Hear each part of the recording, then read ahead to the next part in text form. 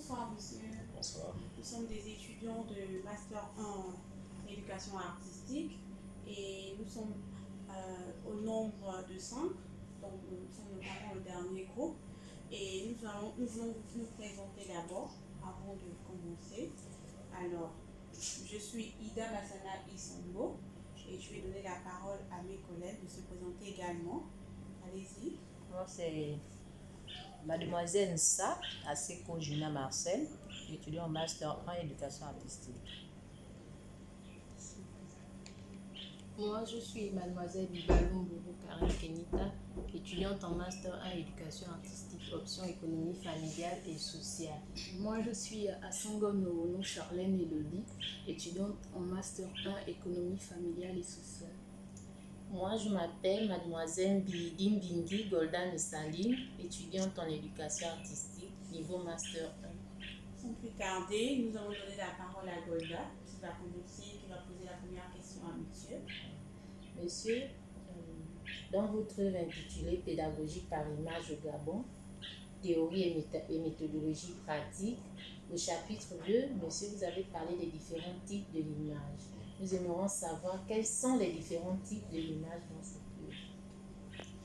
Alors, je vous remercie de me représenter une énième fois aujourd'hui, mais très difficile de parler de moi.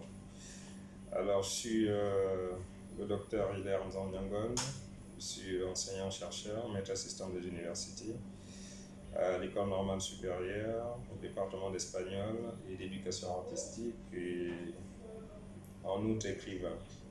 Donc, je suis auteur de 3 ouvrages aujourd'hui, dont celui sur lequel vous m'interrogez, La pédagogie par l'image au Gabon, paru à Libreville en 2018.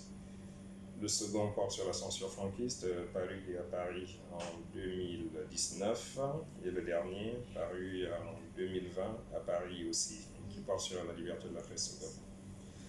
Alors, pour parler des différents types d'images, avant de parler des différents types d'images, il faut que l'on soit déjà préalablement d'accord sur ce qu'on entend par image, ou du moins sur ce que moi j'entends par image. Parce qu'il y a 2 types d'images et 2 niveaux d'images. Il y a l'image originelle qui est l'œuvre de Dieu et qui fait que nous-mêmes nous en soyons des images. Celle-là, je ne peux pas l'interpréter parce que je ne suis personne pour pouvoir analyser l'œuvre de Dieu ou critiquer l'œuvre de Dieu. L'image que j'interprète et que j'analyse est l'œuvre de l'homme. C'est l'image conçue par l'homme, soit directement par la main de l'homme, soit par la médiation d'un appareil, là où encore conçu par l'homme. Et cette image est une représentation visuelle analogique, c'est-à-dire c'est quelque chose qui représente à quelque chose d'autre. C'est quelque chose qui s'inspire d'un modèle et qui représente ce modèle-là, ce qui établit une différence entre l'image elle-même et ce qu'elle représente. Et partant de ces images-là, vous avez différents types d'images. Je vais d'abord vous les décliner de façon globale, puis on entrera dans des sous-catégories. Il faut que vous sachiez déjà que l'image n'est pas que visuelle. Le fait de choisir de travailler sur une image visuelle, c'est un choix, parmi tant d'autres.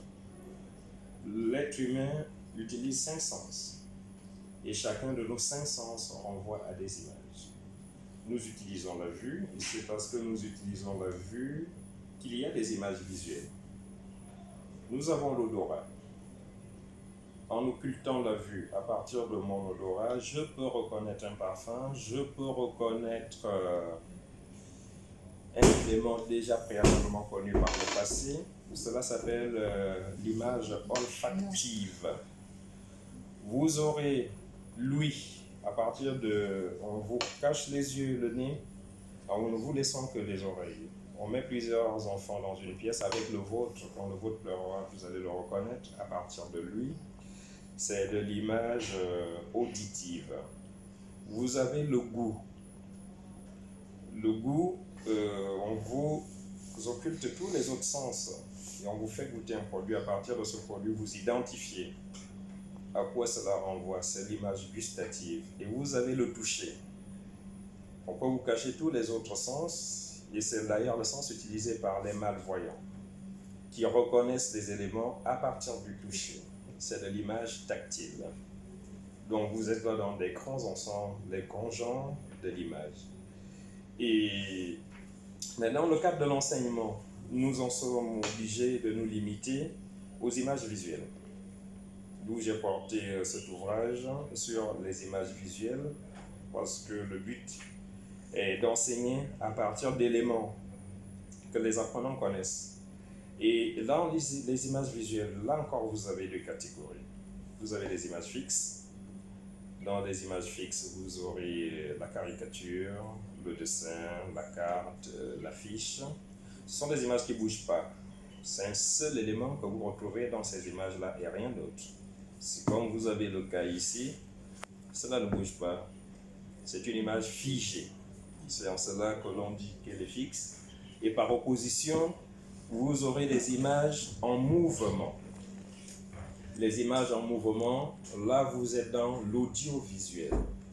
C'est parce que je vois, l'image bouge, l'histoire est racontée de façon enchaînée et que je peux aussi entendre ce qui se dit dans cette histoire. Donc dans les images fixes, la caricature, le dessin, la carte, l'affiche, la photographie, et dans l'affiche, j'aurai le portrait, le tableau, la photographie. Parmi les images en mouvement, vous avez le film de façon générale, vous avez la publicité audiovisuelle, vous avez l'échographie, vous aurez le documentaire et les différents sous-genres que vous retrouverez au cinéma. Le dessin animé.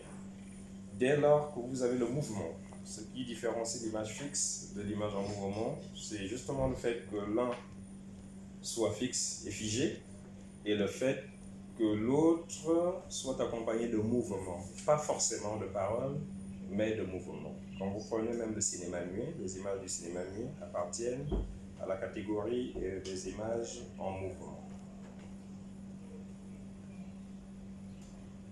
Vous en avez d'autres questions? Monsieur, moi j'aimerais savoir quelles sont les raisons qui vous ont poussé à articuler votre œuvre sur l'image, la pédagogie de l'image au Gabon.